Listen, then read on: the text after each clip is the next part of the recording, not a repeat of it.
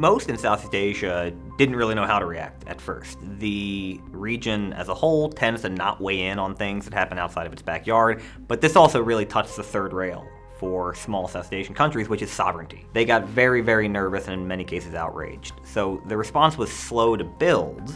Really only Singapore came out swinging right away, condemning the Russians and supporting sanctions. But by the time the UN GA resolution was pushed through last week, everybody in Southeast Asia supported it, with the exceptions of Vietnam and Laos.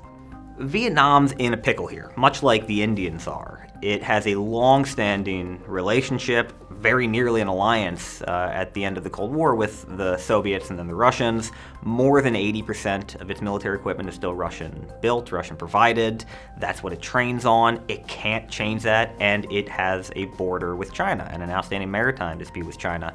So there's only so far the Vietnamese are capable politically of going and condemning the Russians.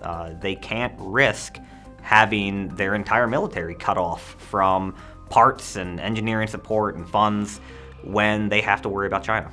The Singaporean foreign minister, Vivian Balakrishnan, gave this real barn burner of a speech before the Singaporean parliament last week after Singapore had co-sponsored the initial UN Security Council resolution condemning the Russians, in which he said, Ukraine's much smaller than Russia, but we're much smaller than Ukraine. If this can happen in Europe, it's a threat to all small and medium-sized states. This is a precedent that they cannot abide. They don't want to live in a world in which might makes right. But there's also a competing concern that you hear in places like Vietnam about Ukraine being a distraction for the United States from its pivot to Asia. So they have these competing priorities in their mind in which they really want to support the Ukrainians in principle, but are deeply worried that this will yet again derail the United States' pivot to Asia and dealing with what they view as the real threat to the global order, which is a revisionist China.